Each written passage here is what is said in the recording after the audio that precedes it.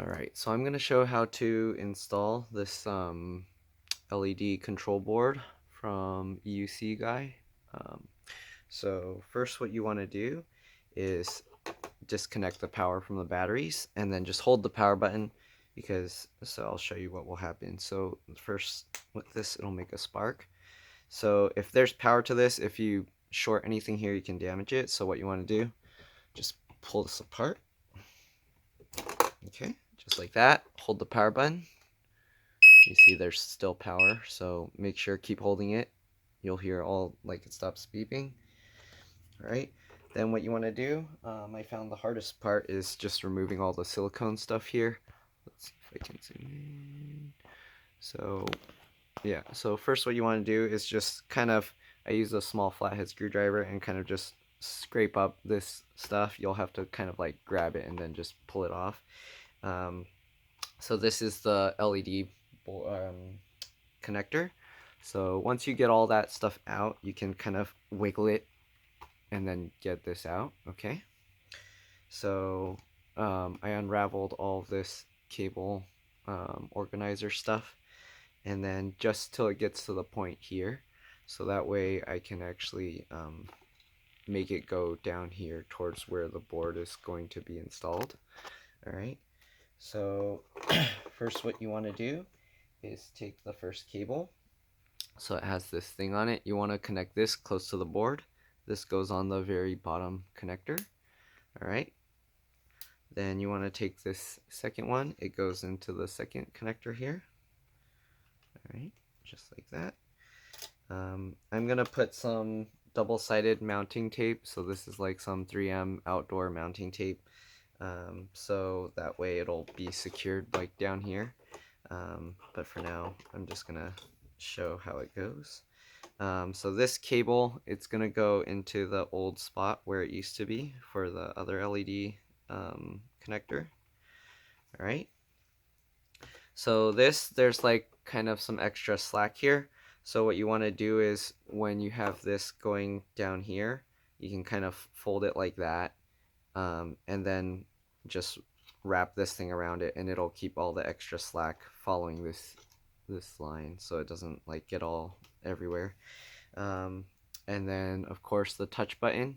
So I think Matthias was using some kind of foam. I'm not sure what kind of foam. This one's kind of, I don't think would work too well for it, so you need some kind of very spongy foam, maybe like a silicone or something. So I'm gonna try this to see if it'll work, which I use a bit of the 3M mounting tape, and I'm actually gonna just secure it to the back here. So hopefully when it's stuck on this flat smooth surface, it'll hold strong, and also the bending of the wire will kind of help spring it up against the panel. But yeah, so basically, let's see here, you just hook that into the third one. I believe he said the fourth one is for like a thermal sensor, so that it can detect, and there's like this little speaker here, it looks like. So that way, if you mount that thermal sensor to the MOSFETs down here, it'll, I guess, sound some alarm if it's overheating, if it's getting too hot. So yeah, basically same thing with this. You would route the wires around through this cable management stuff, and then just stick it on the back of this piece here. At least that's how I'm gonna do it. We'll see if it holds up, or if I'm gonna have to do foam like how Matthias did it. But yeah, so I recommended a design change where the connector actually meets up somewhere closer to here. So that way when you connect it to this, whenever you want to take the panel off, you can actually just quick disconnect this, and this wire will just stay on routed through here. That way you don't have to worry about kind of moving this wire around, or I guess that's why he was securing it here. Yeah, so I guess either way, if it's secured here, that's kind of nice because then you don't have to disconnect anything at all. But then you have to make sure you get something to push it against up here so it can get like good contact when you touch the panel.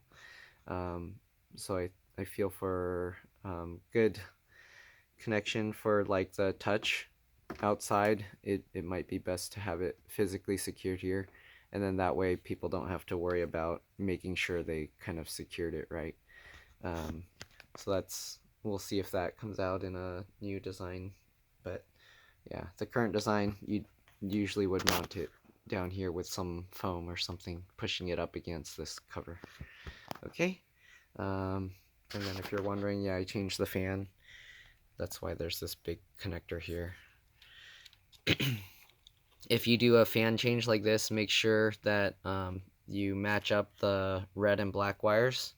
I had to flip the connectors like into this because the fan, they had the red and black switch. If you plug it in and turn it on, it might burn something out. So make sure if you're going to change the fan to do that. And then I don't know if you've guys seen, but I added like a built-in charger. That's what this is. There's a switch on the panel.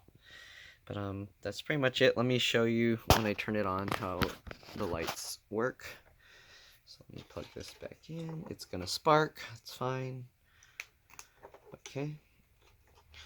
Then you turn it on. Alright. Makes that beep sound, or that tone. Okay. Oops, I dropped the touch connector down here.